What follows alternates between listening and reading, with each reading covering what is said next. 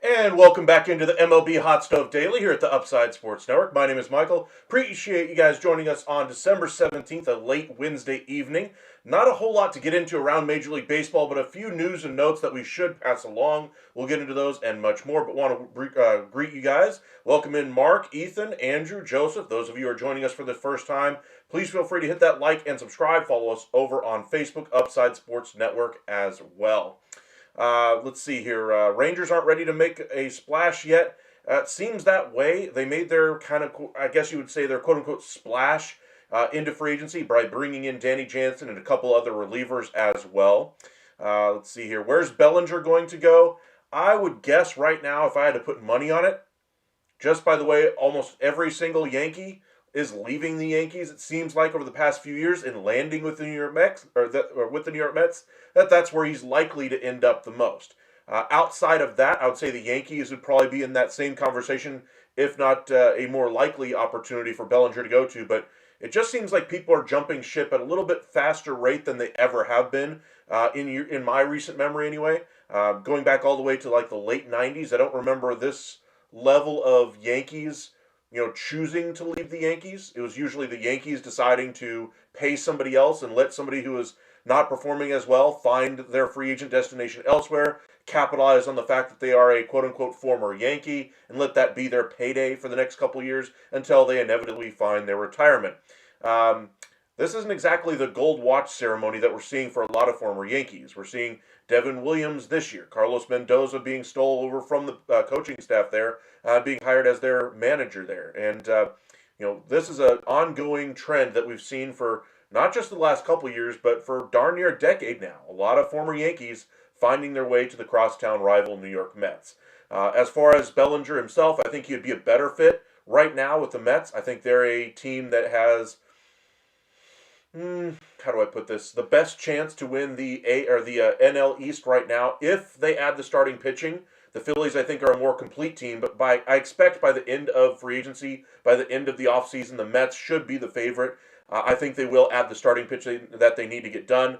I think there was a great anecdote put out there by I want to say Bob Nightingale in his interview today with Foul Territory, but it might have been somebody else on there. But anyway, how the Stearns era with the Mets has kind of gone topsy-turvy would be a good way to put it right now. How, Cohen is the owner, has all kinds of the money to go out there and add big splashy names. He takes over as the owner, and kind of a Cohen guy is what it appears Juan Soto is. David Stearns would prefer to go a little bit cheaper, obviously. That has angered the fan base this offseason.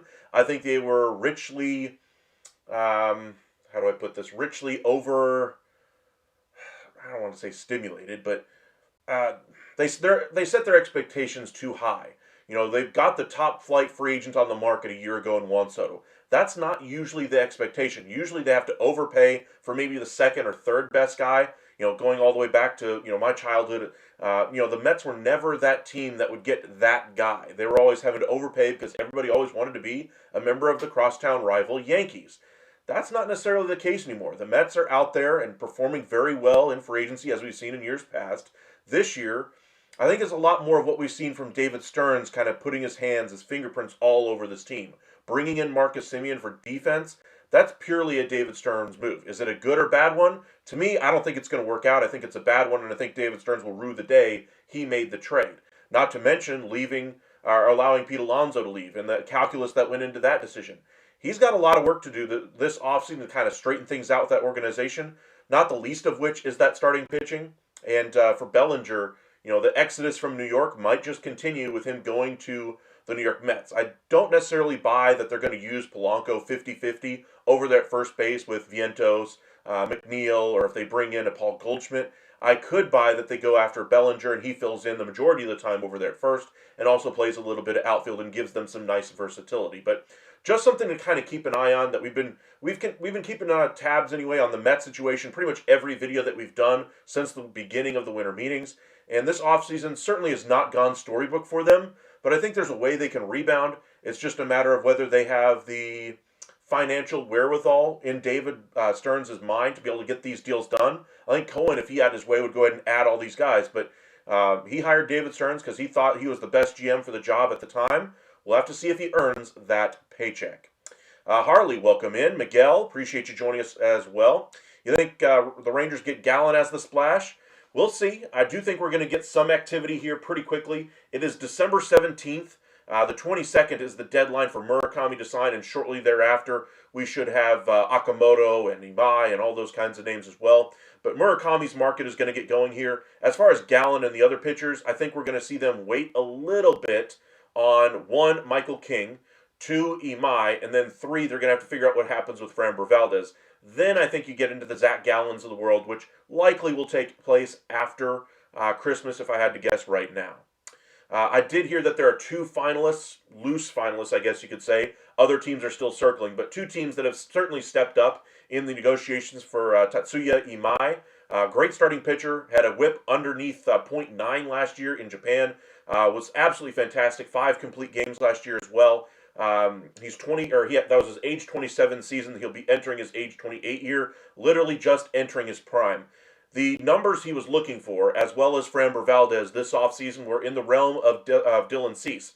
Well, the market basically said, whoa, that number is something we're not comfortable going to. That contract's been given out. Now, you guys are going to have to fight for whatever contract we decide to give you. Obviously, they didn't see that as an invite to go ahead and sign on the dotted line, so they took their time, and they will continue to take their time until they get the deal to their liking. Now, how much will they ultimately end up getting? I do think Valdez is going to do very well. I think he's going to get $30+ million, right around $30 million a year in average annual value, maybe even a little higher. I think a 5-year deal is very likely for Valdez. Maybe he's able to squeeze a 6th year out of it, but we shall see. As far as Imai, we saw what happened with Yamamoto. I do think he's a very similar caliber pitcher. I do think Yamamoto's a step above, but he could still do very well. Could he even beat Valdez? I think there's a world in which he actually does even better than Framber Valdez in this free agent market. But again, the finalists that we are hearing loosely around Imai are currently the Chicago Cubs. Sean, if you're in our chat anyway, I know you're going to be excited about that one, a starting pitcher possibly to your Chicago Cubs, and the New York Yankees. Now, we'll have to see if this one ultimately comes across the finish line. Remember, the Yankees are also a finalist for Michael King. I'm just curious which one ultimately signs first. They could sign right about the same time. I don't think the Yankees get both of those guys. I think once they add one, the other one steps out. Maybe, if the Yankees win the bidding for Michael King, maybe they circle back to the Cubs, end up getting Imai by default. But lots of names out there on the starting pitching front, not just in free agency, but also via trade. The one big addition we did see anyway today was Luke Weaver going to the Mets, 2 years, $22 million. Keller going to the Phillies per the same deal as well. So I like the signing by the Mets a little bit more. I think he has more potential as a back-end reliever, high-leverage guy, and can he be a closer if necessary? He certainly has his warts. He does give up a big hit every now and again, but what bullpen arm doesn't these days? There are very few elite guys that don't give up that type of a hit. Even Edwin Diaz is subject to it occasionally. We saw Devin Williams was one of those guys. Last year really struggled in the first half, corrected some of that in the second half, but he's still not, to me, what he was when he was with Milwaukee. We're kind of in an era in between, really elite closers. You look back in our recent history, Craig Kimbrell was one of the most dominant closers we've ever seen. Aroldis Chapman, he's looking like he's found the fountain of youth with the Boston Red Sox. We'll see if he can duplicate those results that he had this year again. But again, he's older. I think we're in the kind of that in-between phase where we're waiting for that next great group of relievers to come in. And I think it's just a matter of time until we get there. But right now, the landscape is really devoid of those guys. So Luke Weaver really fits in with the best of the group right now, of the top-end relievers that we have. I think the Mets have done a really nice job rebuilding that bullpen. Now, as far as their handling of Devin Williams and Edwin Diaz, I think could certainly use a little bit of work. Edwin Diaz, the reason why he went to the Dodgers ultimately and not re-signing with the New York Mets is how the whole situation was handled with Devin Williams. He found out through the media that they were signing Devin Williams. There was no heads up that they were even negotiating. Not that they had to do that, but I think if you're looking to retain Edwin Diaz as the closer, you might have at least given a heads up and said, hey, before you leave this offseason, we're going to let you know right now, we're going to try to get you an eighth inning guy, somebody who takes off some of those early innings for you so you don't have to come out there in the seventh, eighth inning to kind of get you to the ninth. We want to preserve your arm. We're looking out for you. We're trying to strengthen the bullpen around you, but make no mistake, you are still the centerpiece of this bullpen. No matter what you hear, Edwin Diaz, you will be back here. We want you back. Keep negotiating with us. Always come back to us. We'll get you the offer that you're needing. But by and large, we will try to improve the bullpen. So, just kind of keep that in mind. No matter what rumors you hear, you are still the priority here. That's all that had to be said. That took what? 20, 30 seconds? Face-to-face meeting, sit down in the manager's office, GM comes down before a game, right before the end of the season, just to let him know, hey, or even after the exit interviews and everybody's disappointed the season's over and you're packing up your locker, maybe stop by the guy's locker and just say a few words of, hey, encouraging, we want you back, thank you for being a Met, really enjoyed having you as our closer, we want to keep you as our closer, but just always, you'll be hearing from us, don't, count us out, always come back to us, we want you back, you're going to be the centerpiece of the bullpen no matter what you hear. That took what? 15 seconds. That's all that had to happen. Apparently they didn't do that with Edwin Diaz, and understandably he was a little bit miffed that, initial reports were that Devin Williams could be a replacement if they go a little bit cheaper in the bullpen. How many different articles did we see mentioning that? And then that's the article Edwin Diaz finds out about the move to begin with. So the first thought in his mind isn't, hey, the Mets wanted me back before all this. I knew to expect something along these lines. His first thought is, oh, they're trying to save a little bit of money. They don't want me back. And while you're a free agent and these things shouldn't affect you, we're all human. We all want to feel like our work is valued with our employer. We want to be compensated as such. And Edwin Diaz was handled very poorly by David Stearns and that Mets organization. I think they'll learn from their mistake. This is not a rookie GM. This is a mistake of pretty big significance for somebody with a lot of skins on the wall with his time with Milwaukee. But he's in a different place now. He doesn't have that same leeway. The leash is a little bit shorter there in New York. How much longer is he going to be allowed to run this thing out? I don't think he's going to have 10 years to run it out here with the New York Mets. If it doesn't work here this offseason and they struggle next year, he could very well find himself out of a job next offseason. So we'll see with the Mets. I do think they're going to do very well this offseason, but it certainly could have started off a whole lot better than it has. All right, let's try to catch up on a few other news and notes and a few other comments as well. You like the Keller deal, but does it mean that the bullpens trade one of their left-handed bullpen pieces? Honestly, I don't think so. I think they're going to keep that bullpen as currently, constructed. I wouldn't be surprised if they still tried to add more arms. For me, you guys know my saying with bullpens. They're notoriously mercurial. One year they're going to be great. One year they're going to be terrible. You never know which of those guys is going to have a good or bad year because, again, we're in between that era of really dominant relievers, and anybody who's not in that dominant class is going to be subject to that. So one year they're going to be sub 2. The next year they're going to be 4.5. The next year they'll be 3. The next year they'll have a 6 ERA, and you have to put them in minor leagues or, cut them. And then they find success with another club, and you're like, gosh, why did I cut him? He had so much potential. He was so good. Why did we make the decision? Then he's great for another year, and then he goes right back into the toilet. It's just the way bullpens go. You never know which moves are going to be the ones that make the difference for you in October because it's a long season. You need a lot of arms to get there. And so I do think that the Phillies, along with every other team in Major League Baseball, could always use another arm in the bullpen, no matter how stacked it may ultimately end up looking. Just look at the Dodgers last year, how many different great late inning arms they had going into the season. They had, 5, 6 guys they could probably have used at closer last year. A couple of those guys entered the season injured, obviously. And how many of those guys had poor seasons last year? And because of that, they go out there and add the top free agent, possibly the top closer in the game this year in Edwin Diaz. You can never have enough pitching, certainly not enough bullpen arms as well.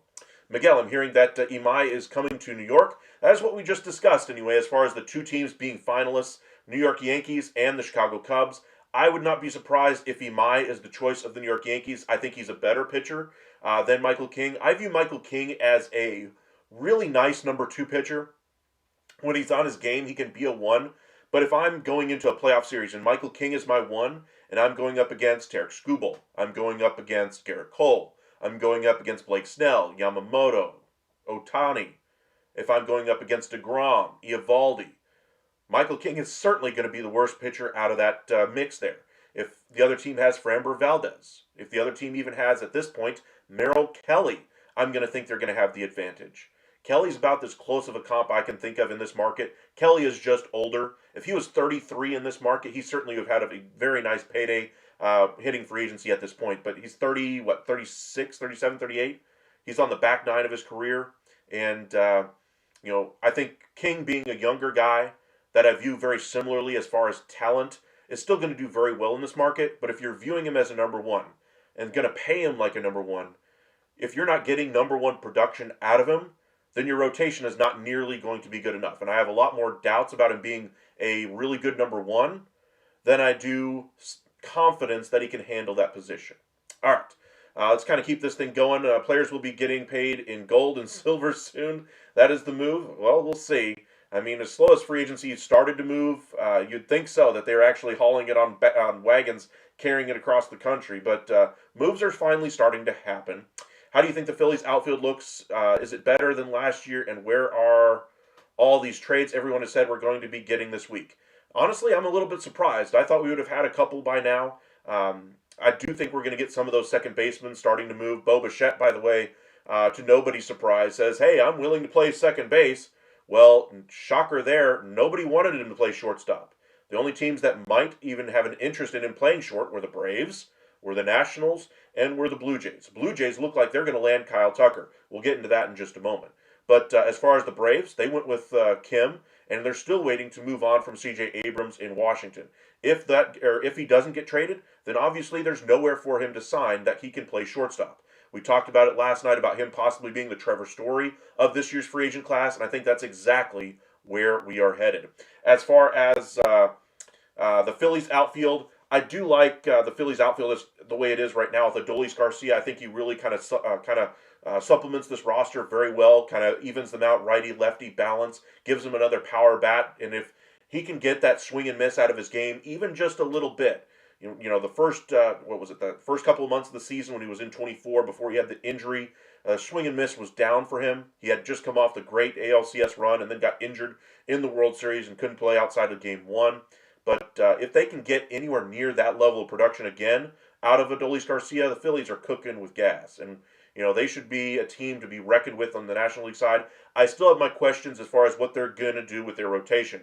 If they're not going to bring back Ranger Suarez, it looks like Imai very likely going to land elsewhere besides Philadelphia. Who are you replacing him with in that rotation? To me, you have questions around the health of Wheeler long term, obviously.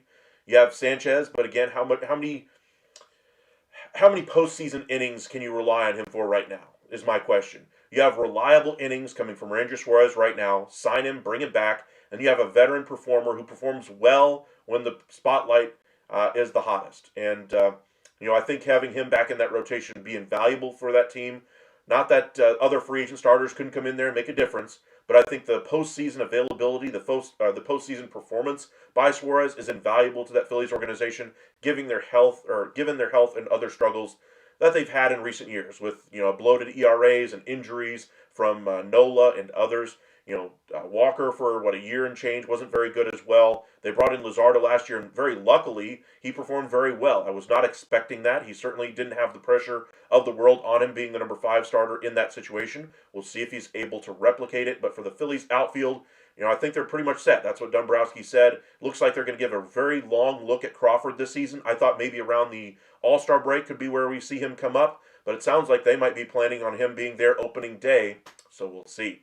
Murakami can be the Phillies, Murakami can the Phillies be in play for him?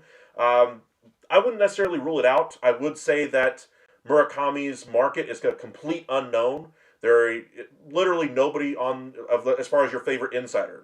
Rosenthal, Heyman, Joel Sherman. Nightingale, none of these guys know anything about Murakami's free agency. He's not got a contingent behind him leaking all this news. There's not the social media posts that we've gotten from free agents from international leagues in the past.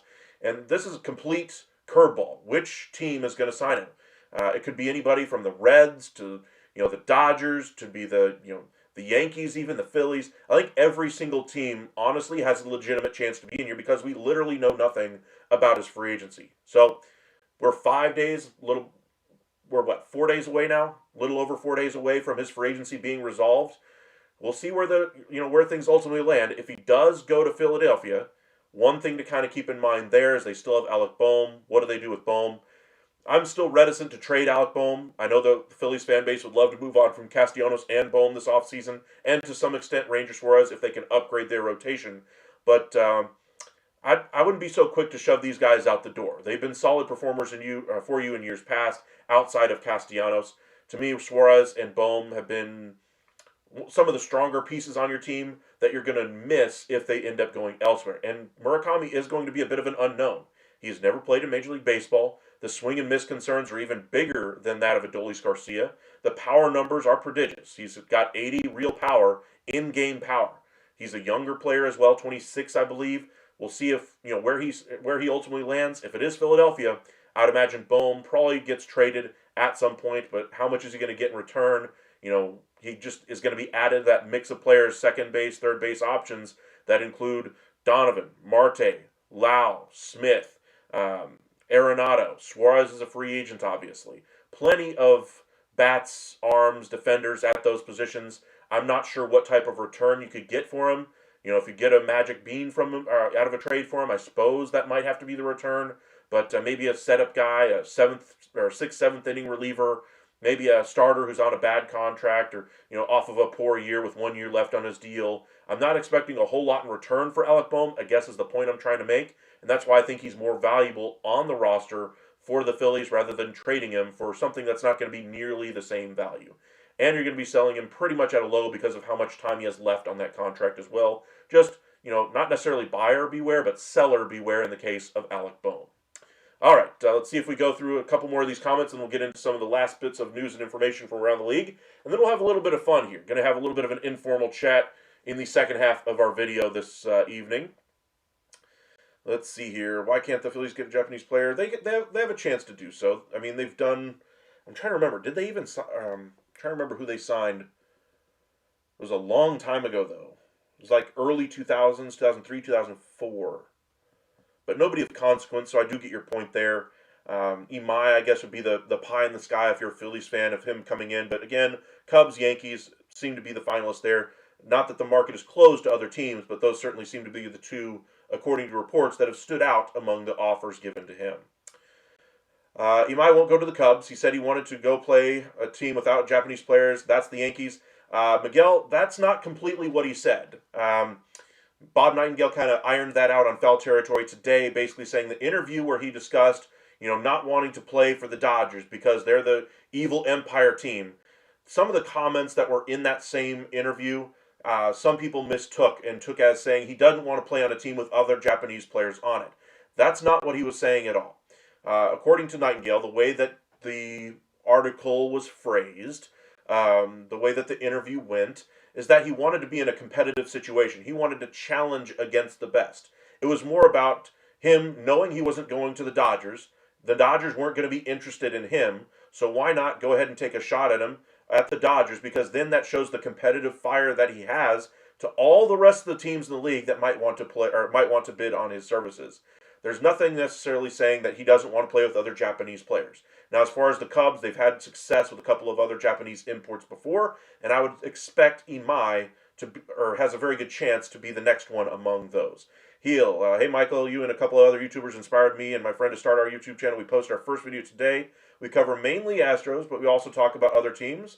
Well, congratulations, Heel. Appreciate you, for the support, and good luck with your new channel. I'm not one to sit here and be, try to sit here and go, oh, you can't go start your own channel, you must watch my channel. I don't care about any of that. We're here to have fun, talk some baseball. If you guys want to, join the channel, watch the videos, by all means do so. And I hope some of our viewers, anyway, give you some support as you just begin your channel as well. So good luck to you, my friend. Not necessarily an Astros fan, as you know. I'm a division rival fan, the Rangers. So maybe we could have some good banter back and forth over the next year or two as we continue our channels. Andrew, what are the Astros doing? Sitting idly by, I guess would be the best way to put it. They're looking to kind of move on from Jake Myers, trade market. They're looking to try to move on from one of their infield options, Paredes or Walker being their preference. It's going to take some time to get some of those deals traded there. Myers, I think, could be traded tomorrow. He has far less value and far less money attached to him. Walker's going to take some time. First base is a tough market to figure out right now. Free agency, I think, is going to have to flush itself out a little bit more here. So if they're going to trade Walker or Paredes, I would expect that deal after New Year's, not before. It's going to take some time.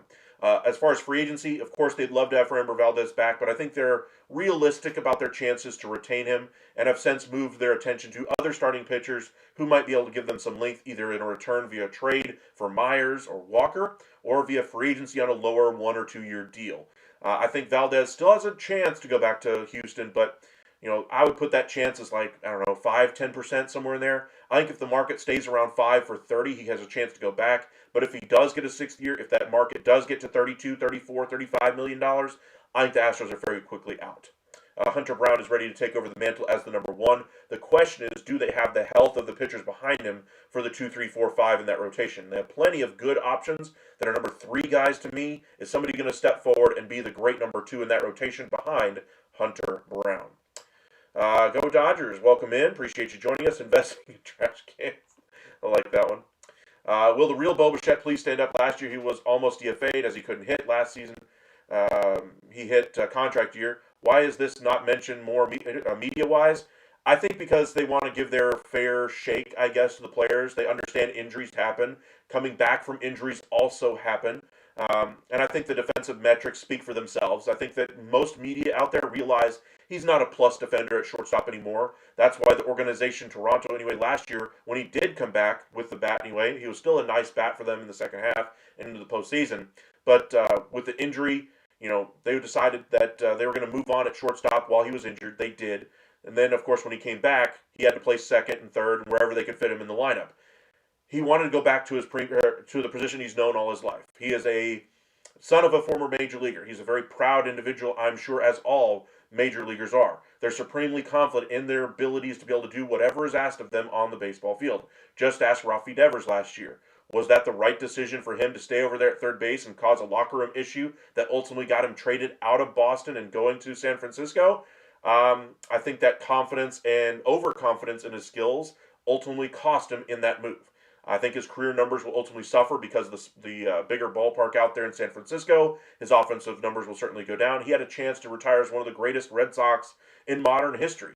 We're talking after David Ortiz, who could really take the mantle. He's been the one guy that's been there through all the struggles, the Mookie Betts departure, carrying the team through that. He could have been there as the offensive cog to kind of see them through that if he had turned himself into a David Ortiz type of presence at that DH spot. He said, nope, I want to stay at third base, and it cost him. Bo Bichette, meanwhile, I think he'd really prefer to be at shortstop. I think that's where he's comfortable. That's where he prefers to play. But he's not able to do it at the level that's required of a major leaguer at this point anymore. Could he handle it on a short-term basis? Sure. But I think if you have a full season of Bo Bichette over there, it's going to cost you. But and I think the media has been right to call him out on those defensive issues that he's had at short. As far as the bat, we talked about that bat being an issue, a year ago? And then, of course, this year was supposed to be the contract year. Started off with the Vladdy Guerrero thing. Are they going to be able to retain him?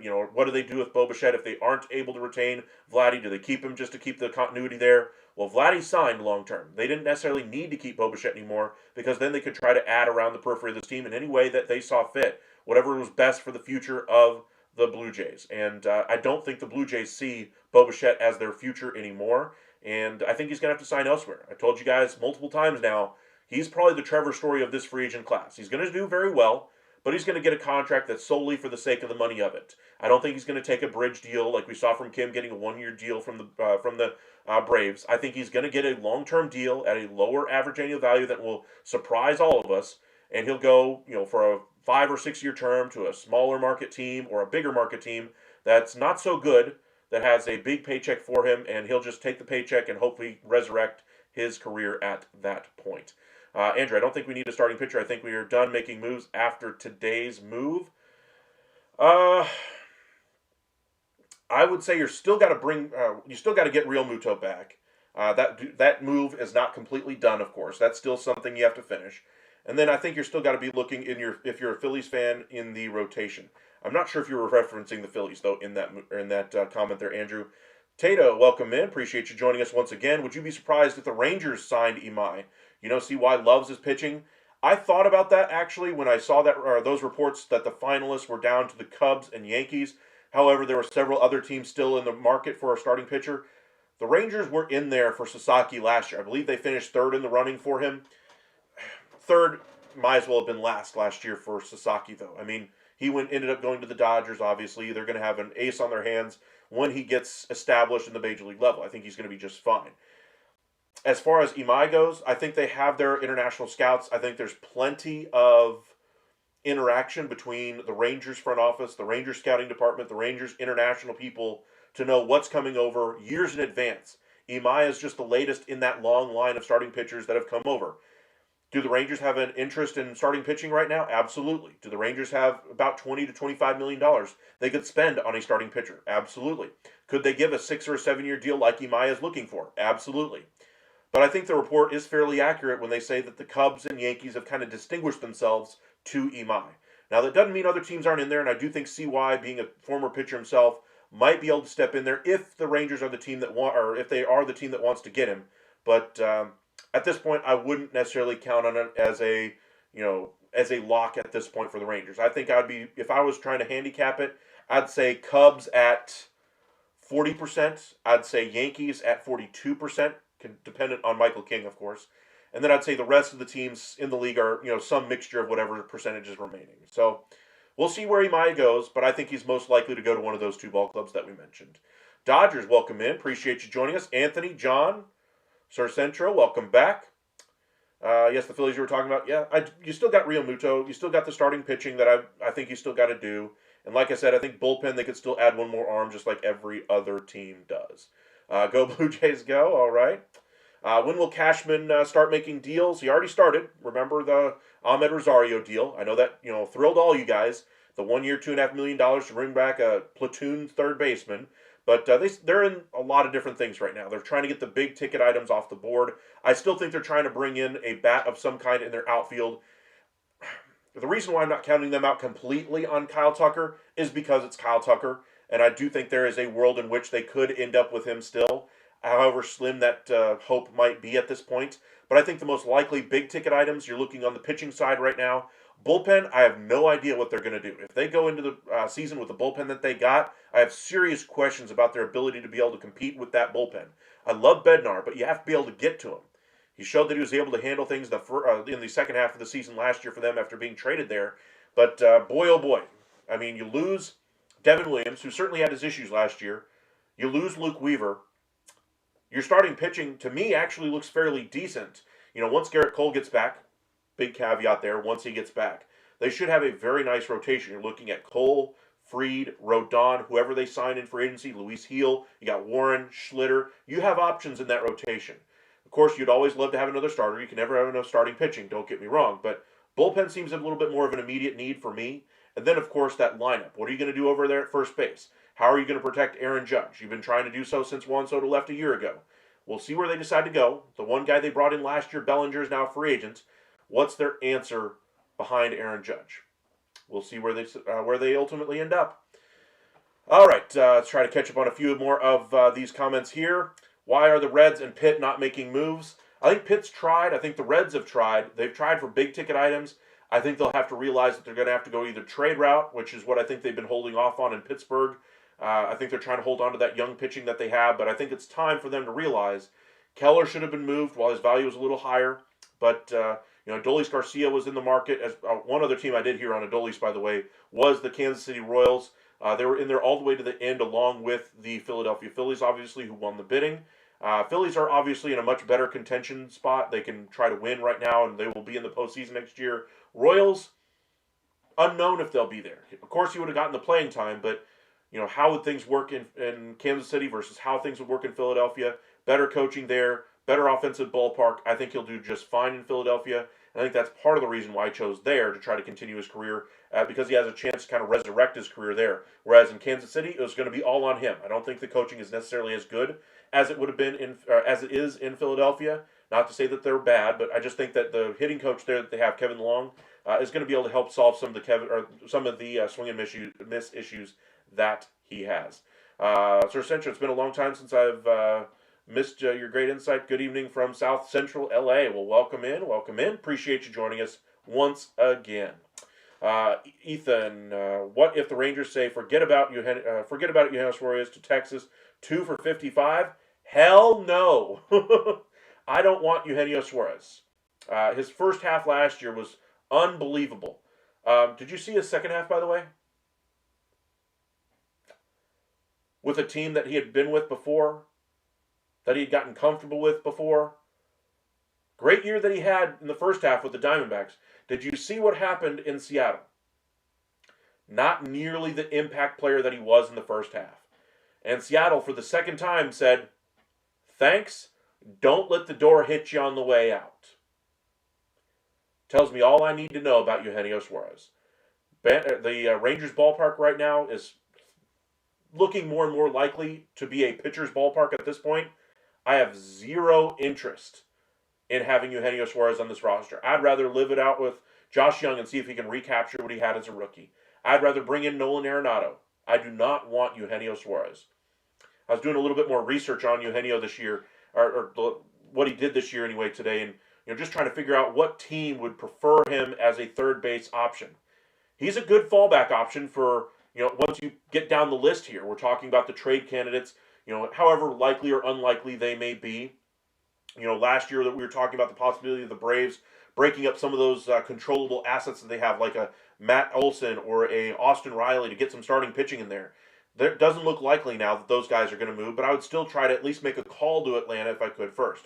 The more likely options, of course, are the free agents. You're looking Alex Bregman.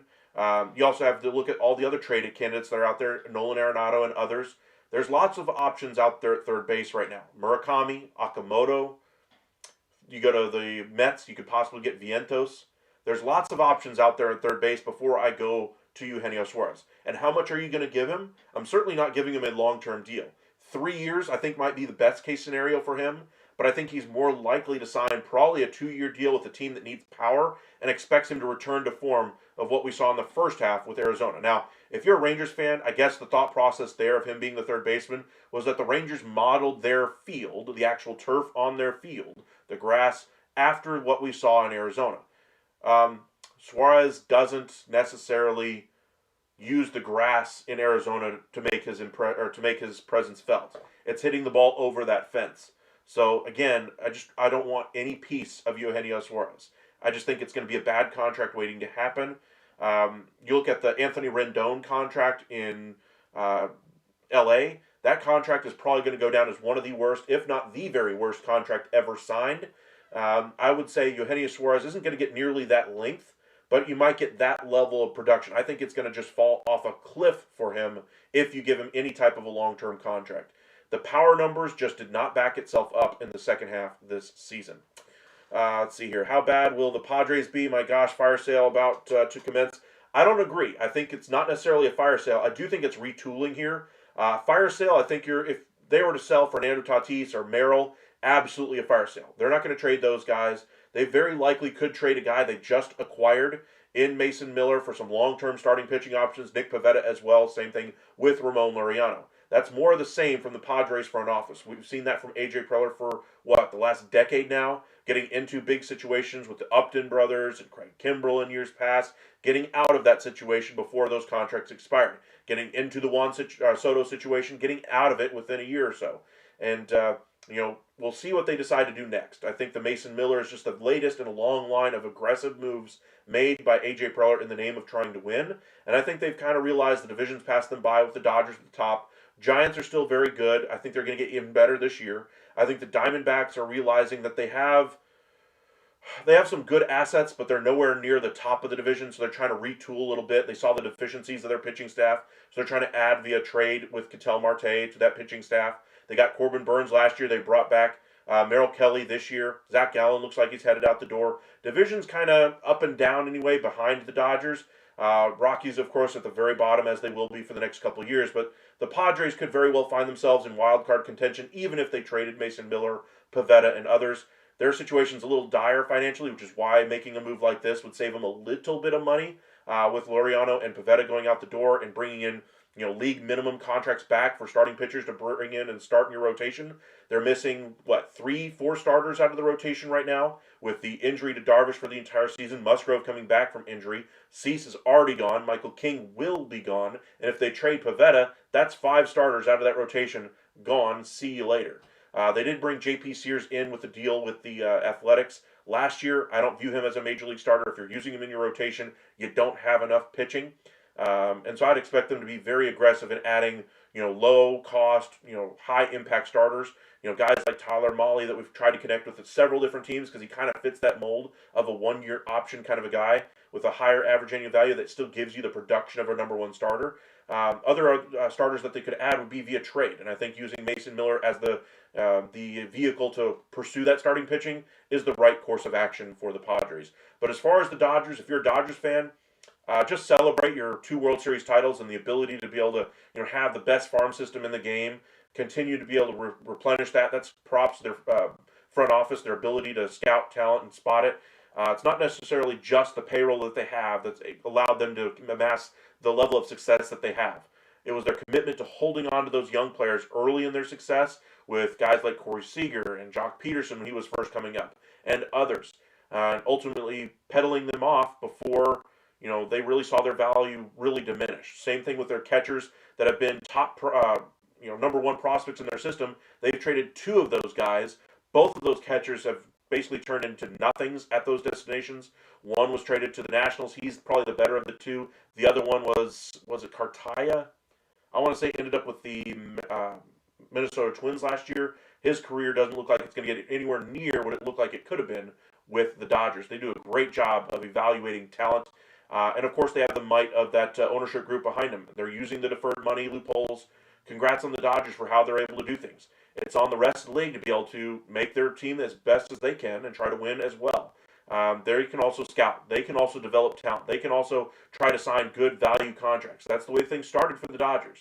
And now look at the way the Dodgers have been able to accelerate their winning. Not every team can go to the payroll limits that the Dodgers have, without a doubt. And there is going to be some conversation about that in the CBA, about the deferred money. But at a certain point, you just have to realize that the Dodgers have done a really nice job of opening that contention window by taking on bad contracts from the Red Sox, 15 years ago, with Adrian Gonzalez and David Price. I'm not sure if David Price was in that original deal, but Carl Crawford was. And they just took all that money on and propelled themselves into a playoff series after that. They've been in the playoffs every single season pretty much since then, and it all started by taking on the bad contracts of another ball club. Just something to kind of keep in mind, just where that success started with the Dodgers. All right, let's keep this thing going here, shall we? Sir Centro, I'm late to the show. Have you given your take on Bellinger and if the Dodgers are really interested in him? I'm sure they have some level of interest. I would put it at negligible. I think he ends up with one of the 2 New York teams. Don't count out his former employer in the Chicago Cubs either. But if I had to guess right now, I would say the Mets probably 40% chance to get him. I'd say the Yankees 40.5% chance. The rest of the teams in the league can split up the rest of the percentage. I think Texas has a good chance as well. But I think their preference would be starting pitching. If they don't get the starting pitching that they're wanting, I would not be surprised to see a dark horse name emerge being the Texas Rangers. But again, I think their preference, until they exhaust all their starting pitching avenues, will still be to go after a starter. And I think Bellinger will sign before that happens. So again, I still think he goes to one of the 2 New York teams, but I don't expect him to end up with the Dodgers. I did mention earlier in the video about Kyle Tucker. The way the market is really shaping up, it seems like Blue Jays or bust for Tucker at this point. He could sign that mega deal with the Dodgers, of course, the 3 or 4 year deal worth $45 to $50 million in average annual value. He could very well sign that. I don't think he will. I think he'll take the 10+ year contract that he's going to get from the Blue Jays and kind of be that 1A, 1B with Vlad Guerrero Jr. I think that'd be a great lineup for the Blue Jays. They already made the great addition in Dylan Cease. They should be right back in the postseason next year with the moves that they've already made. Really nice offseason for the Blue Jays. addressing some of their issues. But as far as Kyle Tucker goes, it looks like, according to several different industry experts, uh, Nightingale was able to talk to, he was mentioning that the only team that really anybody's talking about right now is Kyle Tucker going to the Blue Jays. So we'll see if that one ultimately does get across the finish line. If the Yankees, if the Mets, Cubs, all these other teams that were in on him at the beginning of the offseason, or teams that we thought would be in there, like the Giants last year, are unable to bring him in, we'll see where the rest of the free agent dollars begin to flow. I think that's going to loosen things up on the position player side, specifically for Cody Bellinger in that market. Andrew, I like Marte to Pittsburgh. That'd be a good option for them. I'm just not sure they would be comfortable with necessarily the acquisition cost of the young starting pitching that they would have to trade in that deal. If you're telling me they had Keller's value a year ago in that deal, I think they could more easily get to that value there for Marte. Currently constructed, I think they'd probably have to give up 2, maybe 3 of their higher value younger arms, which is the strength of that team right now. Of course, you have Paul Skeens. You got to make the best of that situation. Try to win while he's there. Probably when you get to the final 2 years of his deal, is probably going to have to really entertain trade talk for him because, again, just like Ohtani, I expect him to leave 100% when that deal is over. So kind of prepare now for it, Pittsburgh Pirates fans. You ain't going to have him for much longer. So you're going to have to try to win in the next couple of years. If you don't, I would just go ahead and start preparing for him to be traded and see how much you could get at that time. So as far as the Pirates go, let me see. My screen jumped again. Marte to the Pirates. He would be a great bat. Cost control. That's where the value is. But I think other teams can get to a more contention point of view, if you will. Like if the Pittsburgh Pirates acquire Marte, they're immediately in the postseason. If the Boston Red Sox acquire Marte, they very well could be over the top in the American League, at least to a wild card spot next year just by acquiring him. If you're talking about the Rays, same thing could be said with the young pitching that they have. Going out in that deal to the Diamondbacks, I think they have enough starting pitching to be able to, withstand that loss and still be able to have a better offense at that point. What is happening with the Marlins? Not too much. Still on the trade front. The catcher Augustin Ramirez has seen his name in the headlines the last couple of weeks, a couple of different times. Once with the Texas Rangers and I believe the Padres. Although they did make the trade last year for Furman, they still have Campusano as well. They have some options now, like they have in the recent years with the Padres, but we'll see if they're satisfied with their current catching tandem. As far as the rest of the team, Cabrera still seems to be the most likely guy to fetch them the best return. Alcantara as well. Go Dodgers! It feels good to be hated. That's what happens when you're the evil Empire team. You do get that kind of situation. The Heatles with the Miami Heat after they got LeBron James, Dwayne Wade, and Chris Bosh. Baseball is going to be better as a result of having a mega team like this, an evil Empire team that everybody can kind of rally around that's not fans of the Dodgers to kind of root against. Baseball will really benefit from that, especially on TV revenue numbers as well. He was never good with the Mariners, to be honest. He wasn't good before the trade to Arizona the first time, and then coming back from Arizona wasn't nearly as good as they hoped it would be. They thought maybe he'd be more comfortable the second time around, that he'd be comfortable with the players that were on the team, even playing with his teammate Josh Naylor from the Diamondbacks there this season, last year now anyway, but it didn't work out. Andrew, I like Michael King for Texas, would be a good fit. The finalists are there already. I mean, Michael King would have been a good option as a 3 or 4 starter, obviously, because he's way better than that in my opinion. I think he's number 2 in somebody's rotation.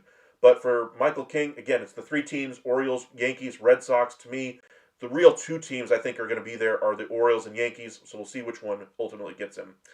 Line them up, who's next? Crazy 3-peat? Very likely could happen. They certainly do have the best talent, and I don't think another team is going to be able to, push them on that talent, at least for right now. Michael King would be huge for the Rangers, but I'm pretty sure he'll be out of their price range. I don't think he's out of the price range. I just think he wants to go back to the Northeast, and the teams already in that market have the similar price range they'd be comfortable with as well. So, if the Rangers are willing to overspend, sure, but they're not willing to do so. They're trying to save money and at least be frugal in the instances in which they do splurge. Will Adolis Garcia have a comeback year with the Phillies? 110%. That Phillies outfield looks like an adventure. Bad defense. Are you kidding me? Adolis Garcia is a Gold Glove right fielder. Probably the best arm in right field in the entire game. He is fantastic as an outfielder. Now, does he take bad routes at times? Sure. but his best asset is that cannon. The outfield assists are off the charts for Garcia. He tries to bait runners into allowing him to throw them out, and every now and again he'll catch a couple of them sleeping. So I think you'll be surprised how good he is defensively. I think being in Texas, a lot of the coasts didn't really understand how good of a defender he really is, and I think you're going to see that in spades with Philadelphia this coming season. Andrew, who's the best team behind the Dodgers, Toronto? I would say the Dodgers are clearly one. I don't think anybody will be able to rival them this season as far as talent on the field. If you're talking about who's 2, 3, 4, 5, just as talent right now, ooh,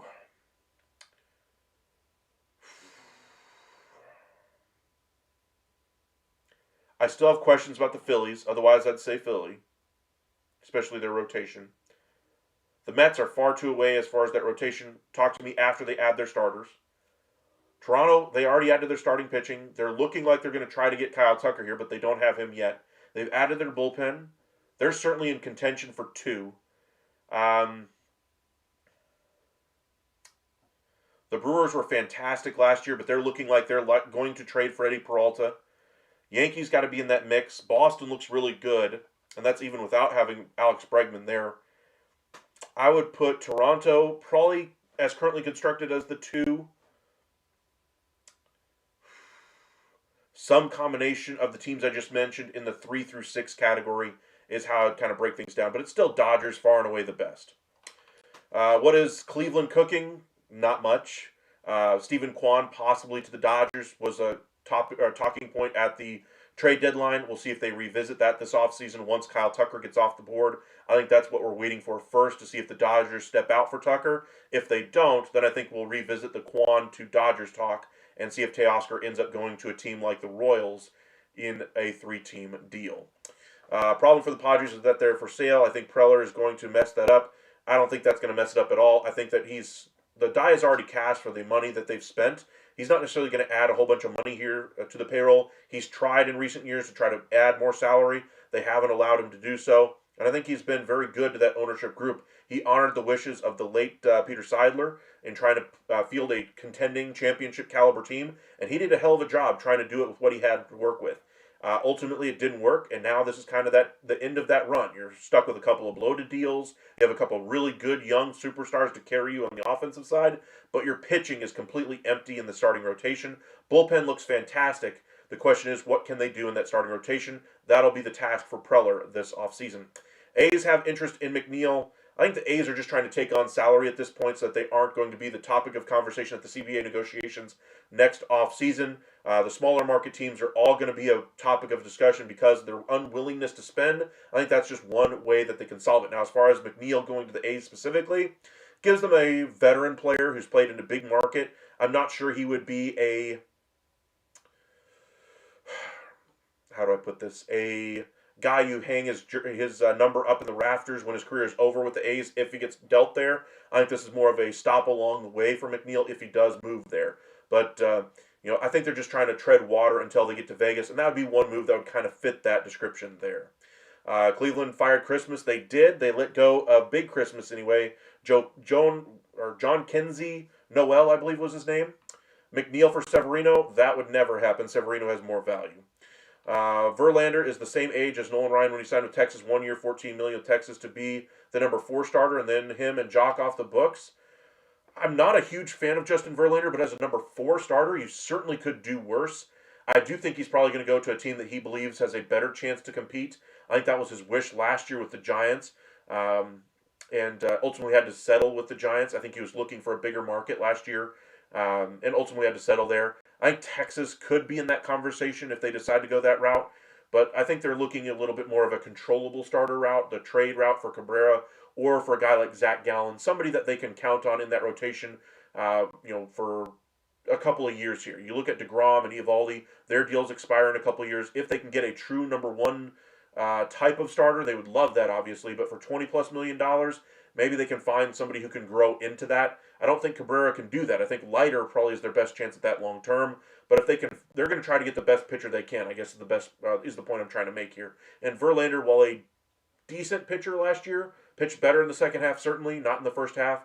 but better in the second half. He kind of resurrected his chances to sign with the team this year, and that's why I think he'll do well in free agency. A 1-year, $12 million deal probably is where it's going to end up for Verlander. My expectation probably going to be the Cubs as a starting pitcher for them.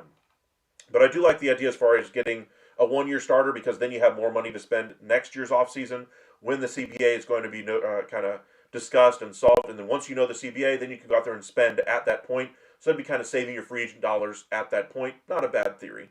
Wooey, welcome back. What are your predictions for landing places for top free agents? Tucker right now, I would say 95% sure he's going to go with the Blue Jays. I would say Bellinger ends up in one of the two New York teams. I'm going to go ahead and say the Mets. I think the Yankees are going to circle back to first base and try to bring back Paul Goldschmidt if they miss on Cody Bellinger. And then as far as the bullpen goes, anybody's guess for the Yankees. For rotation, I think the Orioles are going to be the team that lands Michael King. If the Yankees are the team that gets Michael King, don't be surprised if we see Zach Gallen go to the Orioles. Bregman, I think, is probably the biggest wild card out there right now. A lot of teams have been mentioned as a possible fit. But for me, I'm going to still have him going back to Boston until I see differently. Let's see here. I'm wrong, but am I wrong? But I really don't see the hype in Tucker, and I don't feel he would be a good fit in Los Angeles. He'd be a better fit than Teoscar Hernandez, which is the reason why they would make that move. The trade, or at least the speculation around Tucker there is 3 or 4 year deal, $45 to $50 million, gets a huge average annual value. He's still young enough; he could get a really big contract after that deal. And who's to say that the Dodgers would even want to let go of him at that point and just give him all the deferred money in the world at that point? But to really cash in while he can right now and be the highest paid player in the game. That's certainly something that you'd at least pause and think about if you're Kyle Tucker. Now, from the Dodgers' perspective, obviously this would be an upgrade over Teoscar Hernandez.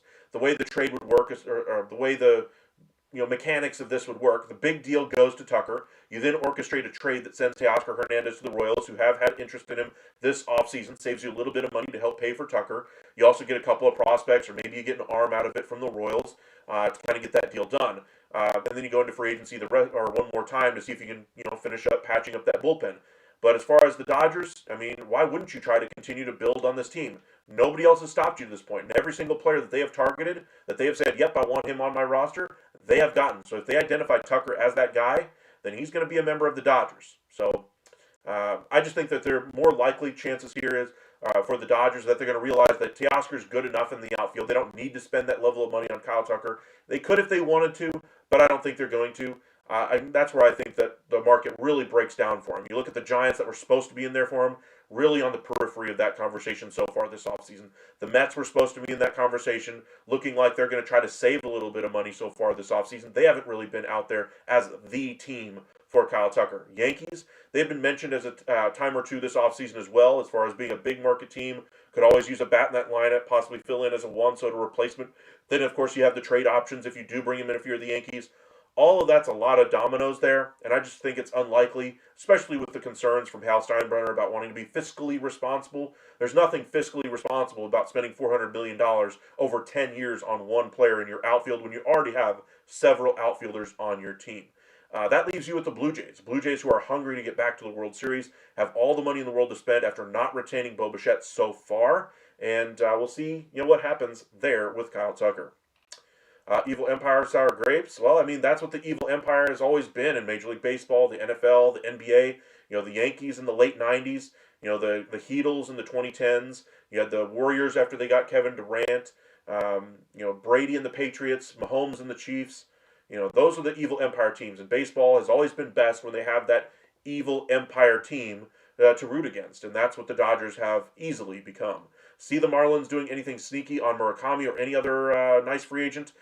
Teal Pinstripes, welcome back. Appreciate you joining us. Justin, welcome in. Larry, as far as the Marlins, like I said with Murakami, it literally could be anybody on Murakami. Nobody knows what's going on.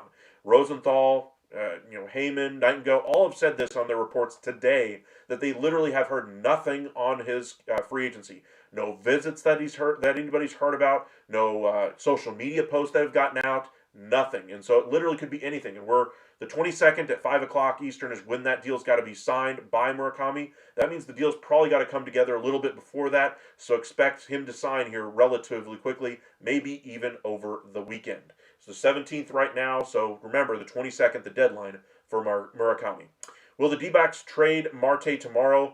Tomorrow, I doubt. I do think the Marte trade will happen. I do think there's a good chance it happens before Christmas, but I haven't heard anything as far as progression being made on any of these trade fronts. The Red Sox have had positive discussions. The Rays have had positive discussions among several other teams. But I would identify those two teams as teams to watch here for Marte, and hopefully over the weekend we get some bigger deals like a Marte deal. The Twins are bad. Buxton should want out. He wants to be a member of the Twins for life. That's why he wanted to be there. I think that's part of the reason why his his no trade there. I think that's part of the reason why they're still trying to hold on to Joe Ryan and Pablo Lopez, because once they trade those guys or one of those guys, I think he's going to be gone. I think that's when Byron Buxton flips the switch and says, "I'm out," and then his trade value instantly diminishes. If they do make the decision this offseason to trade one of those two starters, you're going to have to turn around and trade Buxton as well, and so they better have a trade lined up fairly quickly. And I think that's not really going to happen at this point. I do think that they're going to try at least tread water here with the partial sale of their team finally getting done today. That they have a little bit of money to go out there and add, and that's what we saw in Josh Bell. Don't love the signing at all. Thought he was a good depth option for a team as kind of a bench bat. Versatility as far as right and left and so forth.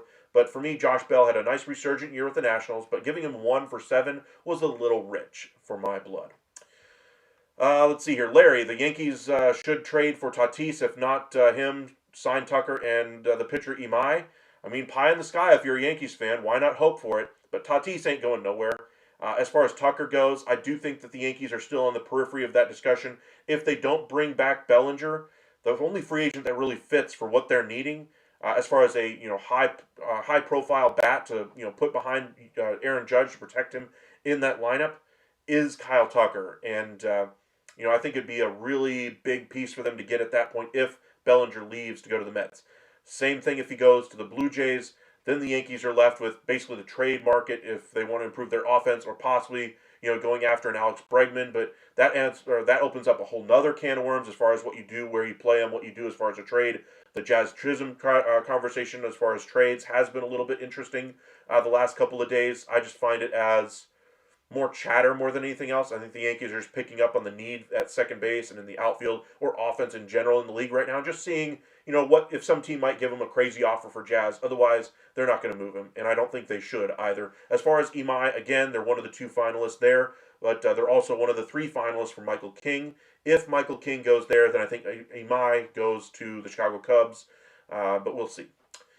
Who's playing first base and third base for Seattle? First base, Naylor. Third base, that's a good question. I think they could go the young route over there at third, and then as far as second base, I think they're probably going to go after, or probably be able to bring in Brendan Donovan. Just waiting for that one to get across the finish line as well. Be sure to hit that like and subscribe if you haven't already done so. Really do appreciate you guys supporting us here at the Upside. And let's try to catch up on these last couple of comments, and then we'll have a little bit of fun before we log off for the evening. Will Bobby Miller be given another opportunity with the Dodgers, or will they trade him? I would expect them to trade him. He has 0 trade value right now, but I'm sure another team would be willing to, at least give up something of value to the Dodgers in return, whether it be a compensation pick or A-ball prospect for Bobby Miller. He still has some good production left in him, I believe. Injuries, of course, are the big question mark. How healthy is he? How much can he do? Those are the questions there with Miller. I think the Twins, pretty much any team that's a rebuilding ball club, the Rockies. Think of the bottom of the division teams, the Athletics. Teams that need starting pitching are where I would go. Same thing with the in-division rival, the San Diego Padres. I doubt that we see a trade between those 2 teams either. Let's see. If Walker Buehler is Rangers' big fish, what will you do? Buehler had a bad year last year. That would be kind of a depth signing for me as far as a starting pitcher. To me, I would view Jacob Latz as a better pitcher. I view Kumar Rocker as a better pitcher right now. The competitor Walker Buehler is certainly better than most of the competitors on the Rangers ball club. As far as that rotation, I'd probably put, as far as competitive nature, I'd probably put Eovaldi 1, probably put DeGrom 2, Leiter 3, and then I'd probably put Walker Buehler 4 if that's the way the rotation ends up. But I would not be satisfied at all with him breaking camp as one of the opening day starting pitchers in that rotation for the Rangers. I think they're looking a little bit bigger fish for that starting pitcher spot, and I think they have plenty of options, both free agency and trade, to do so they don't necessarily have to break the bank if they don't want to. Buehler would be like the backup of all backup options at that point. Tato, I do wonder if the Rangers could be in on one of these Japanese infielders because they typically don't leak any information.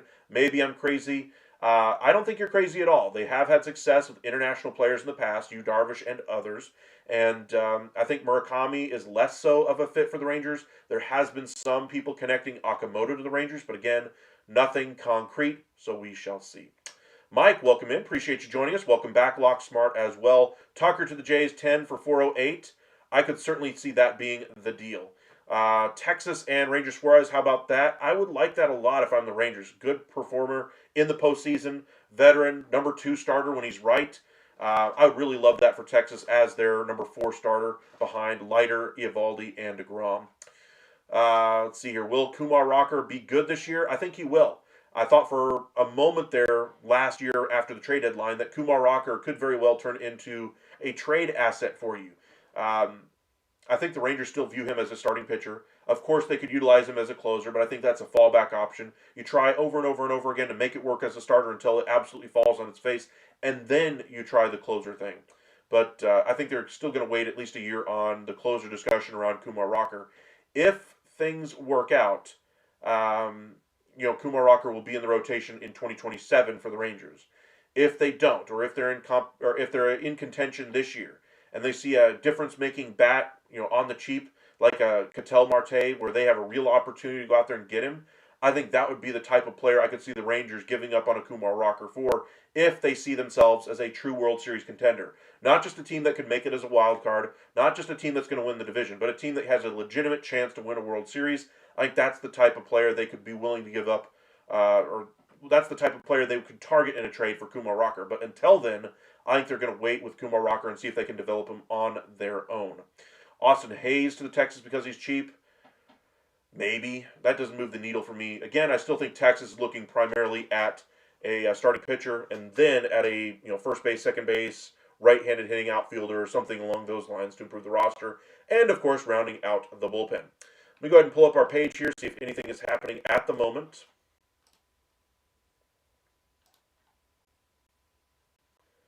Not too much, it looks like.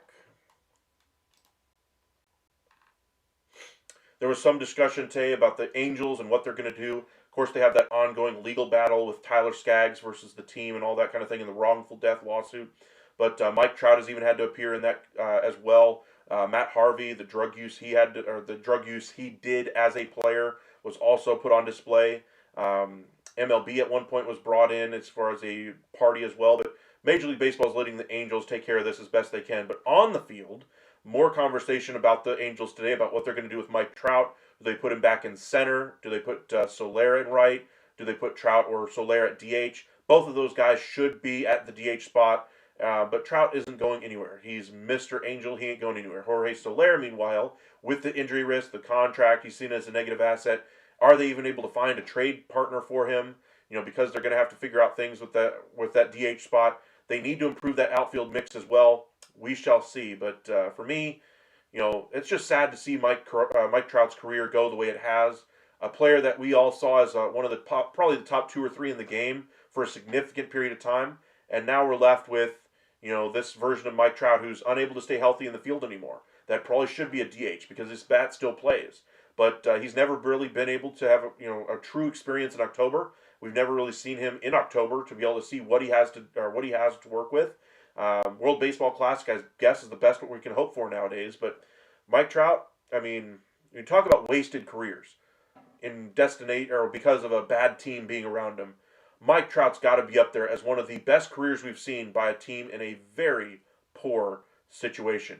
Joey Votto with the Reds for all those years, they were at least middling for a while there. But they were never seen as a World Series contending team. They had several chances to get to the postseason, a little bit more anyway than Mike Trout, obviously. But it's just tough to see Mike Trout's career go the way it has, with very few postseason opportunities and very few people actually being able to see him for the successful player he was in his prime. And now injuries have really started to take a toll. Now he's a DH-only player or at least should be a DH-only player. If they're going to give him time out there in center field, I think it should only be once a week. If there's an injury, they have to put him out there. I get it, but if you're expecting him to be the everyday center fielder or even half the time playing in center, that's too much on his body at this point, and you just need to keep him healthy, period. Same thing with Jorge Soler. The reason why he got hurt last year is because playing the field again. So again, complicated situation. What are they going to do? I have no idea. Welcome in, Lucas. Appreciate you guys joining us today. Jeff Wilson keeps saying Austin Hayes, he's just a platoon. I've liked Jeff Wilson to a certain degree. I always was more interested in the news brought to me by Evan Grant of the Texas Rangers beat reporters. Grant was never really the newsbreaker. Wilson always tried to take stabs at it, but I guess that's why he's more of a, I guess you would call a speculator, but also has the ear of Chris Young to a certain degree.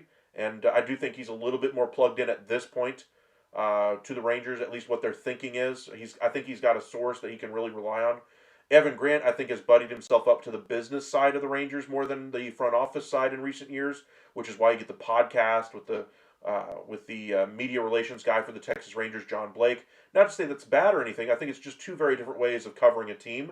And, I just take a lot of this information with a little bit of a grain of salt. While their information might be good, I don't think it's necessarily coming from the horse's mouth, if that makes sense. Trout, the Charles Barkley of basketball. Ooh, good comp. Very good comp. Karl Malone of basketball. I was more of a Karl Malone guy than Charles Barkley. I think Barkley was probably the better player, but I liked Karl Malone a little more.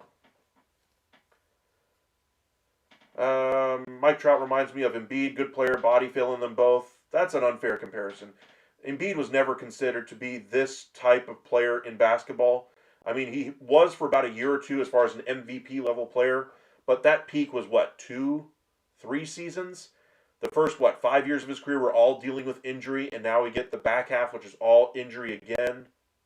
Just ouch. I like Refsnyder to the Rangers a lot. So do I. He's probably one of the best right-handed hitters that you can have against a lefty in the game right now. For not being a superstar, he certainly can make a difference on a roster. He would be fantastic. I just wonder if the Rangers already view the players that they have as Refsnyder-esque with Hellman, Haggerty, and others on that side. Lucas, I swear even a Sunday League team in Eastern Europe is less white than the current Rangers. Hey. All right. I told you guys I wanted to get at some of the interesting things around sports anyway, and I just wanted to touch a little bit on the trade deadline coming up for the NBA. Yesterday was the deadline to trade any player so that he'd be eligible to be traded again before the deadline, and we didn't really see any activity there. A little bit surprising to me because I thought teams might step up for a player like Klay Thompson, take a chance, see if they can catch fire, and if it doesn't work, you can still trade Klay before you get to the deadline. Ultimately, that didn't happen, and I'm just saying Klay Thompson as an example. We saw that last year, though, with the Warriors and the addition of Dennis Schroeder. That move allowed them to make some moves after that, and they were able to use the contract of Schroeder to be able to bring in other pieces. That was really valuable to them, and I was surprised we didn't see anything like that yesterday. With the trade deadline coming up in about a month and a half or so, I would expect some activity to begin here in earnest after Christmas. But I think teams are waiting to get to the Christmas break, or at least to Christmas anyway, the Christmas mark, and just see where their teams stand. The Eastern Conference, wide open. Who's going to make the big addition? Western Conference, of course, the Thunder, really big. To me, I think there's one team, maybe two, on the Western side that have a chance to beat the Thunder. I'd love to say the Timberwolves are one of them. I don't think they have the guard play. I don't think they'll be able to get the guard play they need to beat the Thunder. The Nuggets are one team, but I think in a 7-game series, I think the Thunder, the depth is just going to be too much. SGA is just going to be too much. I think it's going to be OKC. The Rockets have a chance, but they're going to have to add a guard, an elite playmaking guard with that Van Vliet salary. And then the last one is Wembanyama and the Spurs. Wembanyama, I think, has a real difference-making ability for that ball club. I would say the Lakers. Luka owns the Thunder when he does play them, but that was when he was with Dallas. And the Lakers are not Dallas. They do not have the same team around him. I'd say the Lakers are probably 2 years ago when Luka was with the Mavericks. That's kind of where they are in their development timeline. LeBron's about to leave. Then they're going to be able to add better players around him over the next few years. But right now it's still early in that range. As far as the NFL, some of the bigger storylines there, Tua being benched is a big story as well. They released Matt Judon from that Dolphins team. Cowboys essentially are out of playoff contention. Draft talk is all Dallas Cowboys fans can do right now. And there's really no elite team this year in the NFL. I thought the Patriots had a chance, but they're a paper tiger to me with all the weak teams that they played. Love Drake May. He's established himself as a top 10 quarterback, maybe even top 5 in the game right now with the way he's been playing. But that team is still very young. They don't really have much on the outside of Stephon Diggs. They trust their tight ends. They don't trust any of their younger, small receivers that they have. They need to improve that playmaking group. As far as, the Bills, the Eagles, those teams, they have their flaws this year. There's going to be no Chiefs in the postseason this season. Even the team that's in the top 5 of the power rankings is the Detroit Lions, and there's a good chance they don't even make the postseason. Tells you how wide open it is in the NFL. The Super Bowl for me is largely difficult to watch. Yes, it's the 2 best teams in theory that get there, but the Super Bowl is always difficult to watch for me. It's not a very enjoyable game. All the hysteria around it.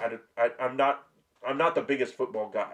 Of the 4 major sports, it's number 4 to me. But all the national coverage just completely makes it obnoxious to me to a certain extent.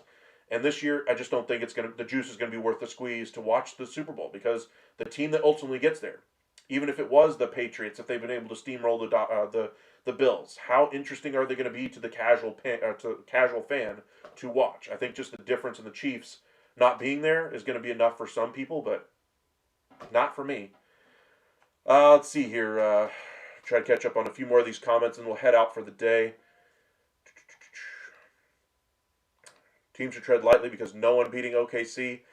Teams in the West, I think, should. Teams in the East, like to me, Atlanta, even if they use that Pelicans pick and it becomes Debanza or something along those lines, that team is not going to be, in the NBA Finals anytime soon, especially with that core. And who knows what's going to happen with Trae Young. If I'm the Hawks, I'm taking that Porzingis contract, I'm taking the contract of Kennard, and I'm going to the Mavericks, and I'm saying, give me Anthony Davis. I will give you this Pelicans pick. I'll even give you Asa Newell, because I think Anthony Davis, we could at least dominate in the Eastern Conference. This is wide open here, and we can get to the NBA Finals. And then once we get to the NBA Finals, I think that the Thunder will still be heavily favored, even over the Hawks with an Anthony Davis. But this would be the one chance they have to actually etch their name on that trophy. And I just think that's their best and only chance they probably have over the next 15, 20 years. So as valuable as that pick might be long-term for them, the chance for them to really win this year, I think, is going to trump more than almost any other argument I can see coming out of Atlanta. Because best case scenario, after the season, you draft Debanza, you keep Trae Young, this team continues to grow, or you trade Trae Young because he doesn't necessarily fit with the team that you saw play over the last couple of months with an injured Trae Young on the bench. What do you do long term at the 4 and 5 position? Ricocheted, does he continue to grow? But for me, the addition of Anthony Davis to that team would really make them a favorite on the East. Certainly give them the length to be able to compete with some of the biggest teams in the East, like the Cleveland Cavaliers, once they get Evan Mobley back. But just something to kind of keep in mind. If I'm the Hawks, that's an all-in move I could see them making. Dylan Brooks to the Lakers, that would be the type of player I would target. I doubt they end up going that route. I think they're going to go more with a center that fits the way Luka likes to play. I think they're going to try to get some shooting around him. I think they would love to get Dylan Brooks, that type of player, but how well is he going to fit with LeBron James? We'll see. Giannis to the Spurs soon. They sure do have the assets for it, but again, with that calf strain, you never know what the health is going to be for him, and it looks like the Bucks are going to hold on to him through this season at least. So it doesn't look like Giannis trade will be happening during the year. In the offseason, that's when I could see a Giannis trade. Giannis and Wemby, geez, that would be unfair. No kidding.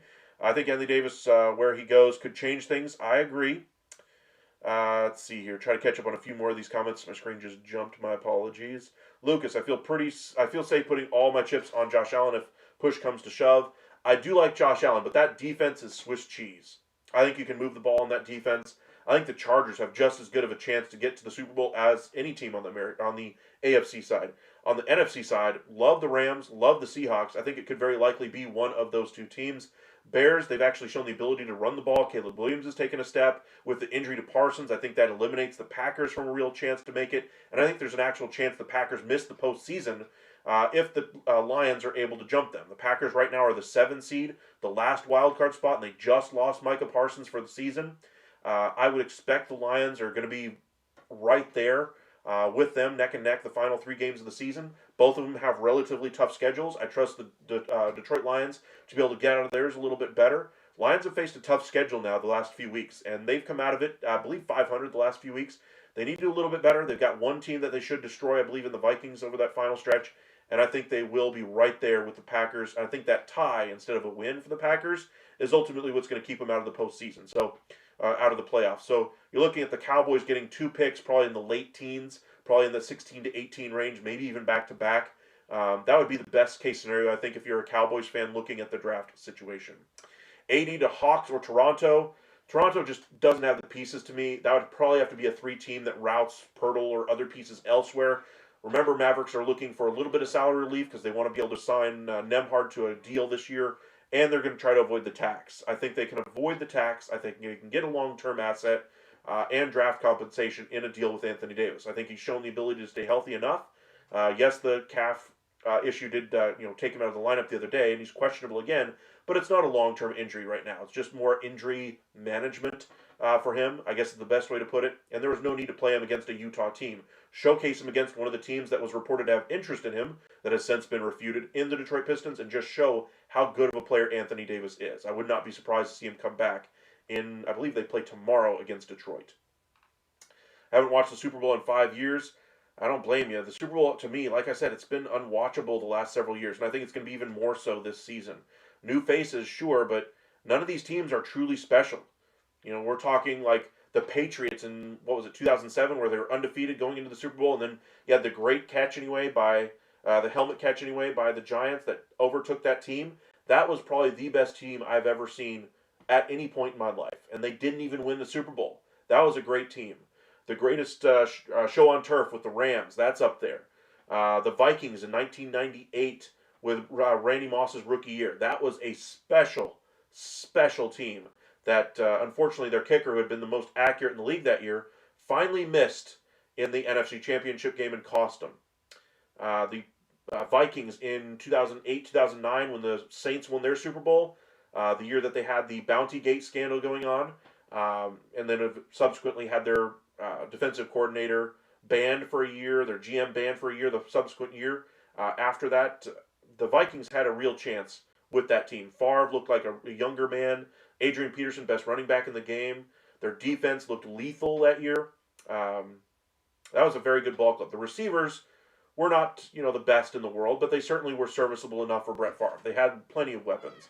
Those were some of the best teams I've ever seen.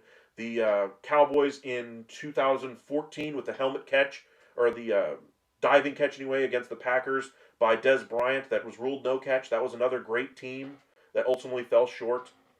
Those are some of the best teams I remember, but that's why the Super Bowl to me is unwatchable, because you don't get the best teams in the Super Bowl most often.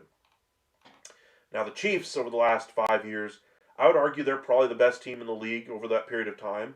Certainly have a claim to be in that class, but ever since Tyreek Hill left, they're no longer the same team they were. And they had to do it because they needed to get better on defense, and they did.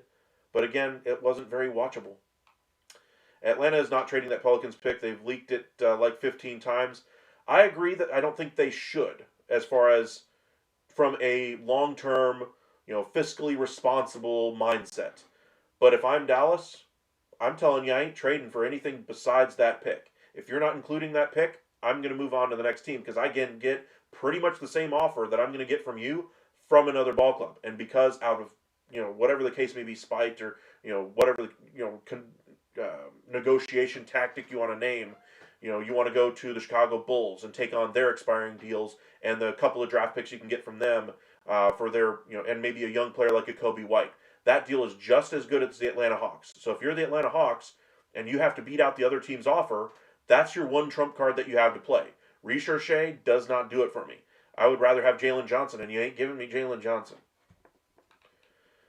Could James Harden be moved? I do think there's a pretty good chance of that, honestly. I think the Clippers pick by this point is foregone conclusion. It's going to Oklahoma City, and you got to hope that pick ends up outside of the top 6 if you're any other team in the NBA, but it doesn't look like it's going to happen. But if you're the Clippers, you just have to, realize it's a sunk cost and do the best you can and try to get back into this really good draft. Is Tatum going to be back for the playoffs, you wonder? I believe he will be. He's actually progressing nicely and probably will be back before the end of the season. March or beginning of April is what it looks like right now. Here's the list: basketball, hockey, pickleball, women's tennis, NBA, and NFL. Sir Centro, what was your list for? As far as like what I would watch instead of the NFL, one would be hockey for me. It's just a really enjoyable sport to watch in person, the best to watch live by a mile. Basketball and baseball would probably be tied as my second favorite, which means NFL would be four in that order there. Irving and AD to the to the Hawks for Trey, KP, and the Pelicans first. I wouldn't include Irving in that deal. I do think there's a good chance you could make a very similar deal to the Rockets um, and get some really good draft compensation out of there. How many years away are the Flyers from making noise in the playoffs? From making the playoffs or making noise? Making noise, I would say a few years. How many from getting the playoffs? I wouldn't rule them out from making it this year. The the NHL has basically two elite teams now, three with Minnesota after the Quinn Hughes trade. Just something to think about. Chicago has the Portland pick. I think the Portland pick's going to be late, uh, after 10 anyway. I don't think it's going to be a late, or I don't think it's going to be a high lottery pick. I think it's going to be a low lottery pick. What do you think of the Rasmus Anderson trade? I don't think Rasmus got traded yet. I would love Rasmus Anderson to get traded to the Stars. But did he get traded tonight?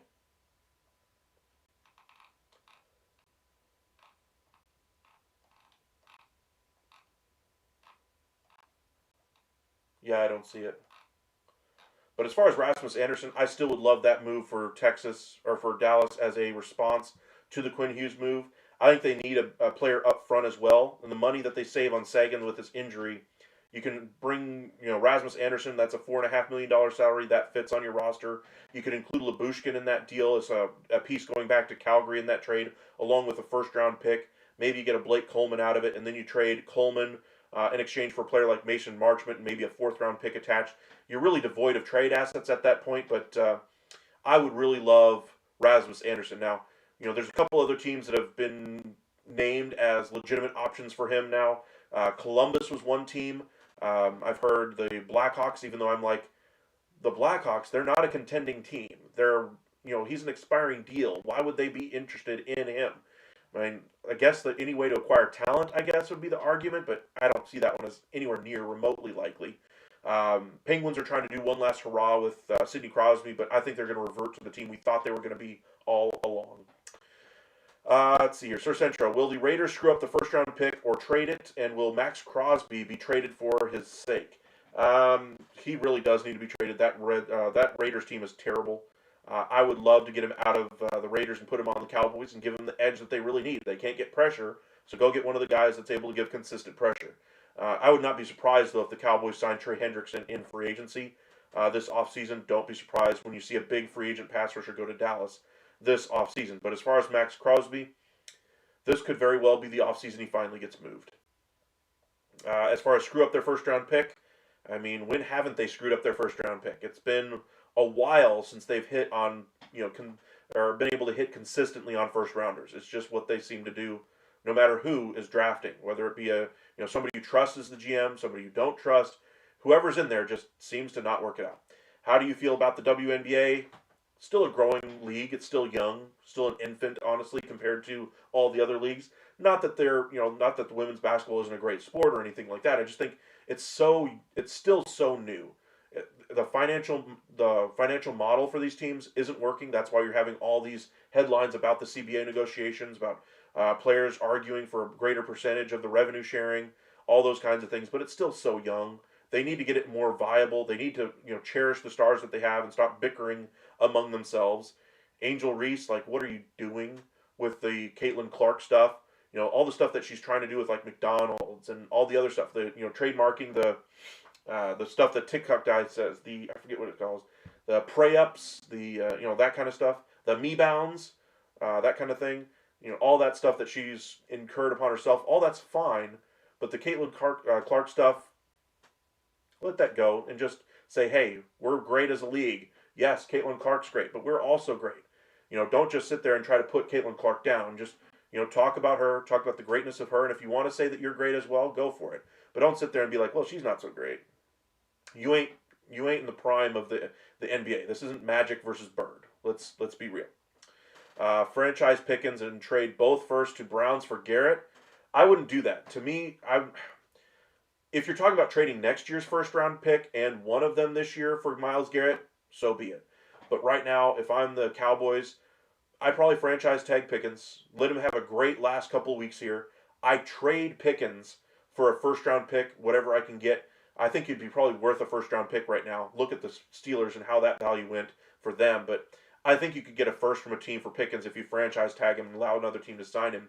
Kind of like what you did with Pickens or with Parsons this year. I don't think you get two firsts, but I think you could probably get a first and change from a ball club, especially if he goes off these final couple of games here, because he looked like the best receiver in the game for the majority of the season. Had a couple of bad weeks here, but I think that's more about the team shading coverage to him more than anything else, and just saying, hey, we'll commit 3 defenders to Pickens, which is what we saw in the Vikings game.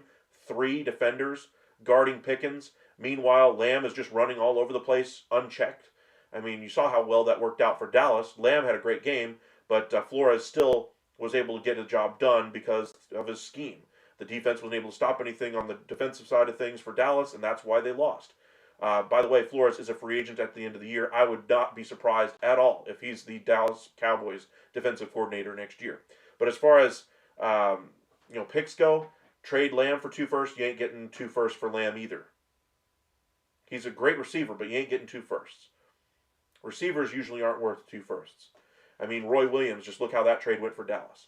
But for me, I would trade Pickens for a first and maybe a 4th or a 5th. Maybe if you can get a first and a third, I doubt. But if you can get a first and a third for him, that way at least you get another day 2 pick out of it, go for it. Then you'd have 3 picks going into this year. I would trade one of those for future years as well and just try to keep building equity. And then if you have 2 picks, then the Myles Garrett thing becomes real. But I would draft defense. If Averill Reese somehow falls in the draft process, he would be my first pick. Otherwise, Sonny Styles. The second pick, I'm certainly trading down. Might even trade down 2 or 3 times to get picks and just try to build my defense. Because I don't need 1. I need 2. I need 3. I need 4. I need 5 defenders out of this draft and possibly a tackle and a running back. Any news? Also, Michael, can I advertise my channel here? I don't want to advertise stuff in the chat, unfortunately, but if you want to mention that you have one, I don't mind. But, just try not, I don't want to be, the ad guy. I know there's, YouTube has ads and they roll occasionally during my videos, but I'm not sitting here, like, I don't even have ads for me. I don't have anything sponsoring me. I'm looking into stuff like that, but I'm just leery of stuff like that still. So again, just try to keep it civil in the chat. I don't mind. But that's it. All right. Exactly, they'll make a mess of it, but yet I'm loyal to the Raiders. It's been a rough time for Raiders fans and Cowboys fans alike. Do you think Paige Beckers will be the next star of the WNBA? I think she already is. And with the Wings getting the first round pick again in back-to-back years, they could very well set up a nice little dynasty in the WNBA, which would be exactly what they need to, like the Evil Empire does for MLB. They could do something like that in the NBA. But I think it's still going to be Caitlin Clark is where the bread is buttered for the WNBA. All right. Appreciate you guys joining us. Hit that like, subscribe. It's midnight now Central. Got to work a long shifts this weekend, or Thursday, Friday, Saturday this week. So my apologies if I'm a little tired this week, but I'm going to try to keep up as best I can. Really enjoyed talking some other sports as well today, or with you guys. But hopefully we get some actual news in the next few days. Murakami is going to be signing in the next 4 days. Does he sign by Friday? Possibly. I think we'll probably know the team by Saturday, and the deal will be signed official on Sunday. But we will get Murakami's deal. I do think we're going to get some deals as far as like Okamoto and Imai fairly quickly after that, because again, posting system, you do have deadlines for those. I do think you're going to get not a Cody Bellinger, but a Kyle Tucker signing. I think we're going to finally get the trade market going. I was hoping it'd be a busy trade week before Christmas, but it looks like we might just get a couple before the Christmas break finally happens.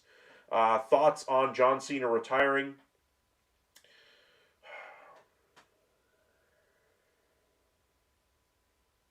Greatest of all time, not my favorite wrestler, but I mean, it's unquestionable to me. As far as like the short time period in which he was able to perform, Other career performers like the Undertaker, others to me were better.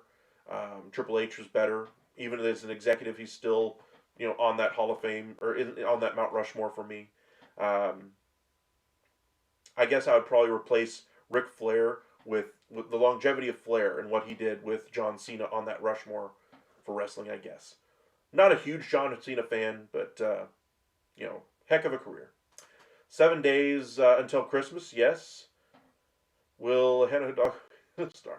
Um, I don't follow the WNBA too closely to give a legitimate opinion, honestly. All right, but I do appreciate you guys joining us. We'll be back live tomorrow. Well, I guess today now since it is Thursday. We'll probably be a little bit late though. We're going to be around 11 o'clock Central Time is when we'll go live.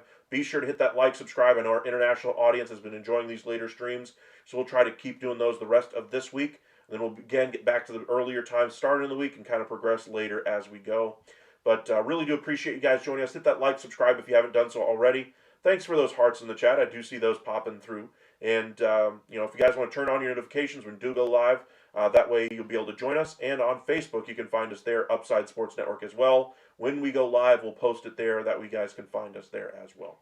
All right. Y'all have a great evening out there. Stay safe. And we'll see you guys again later on tonight.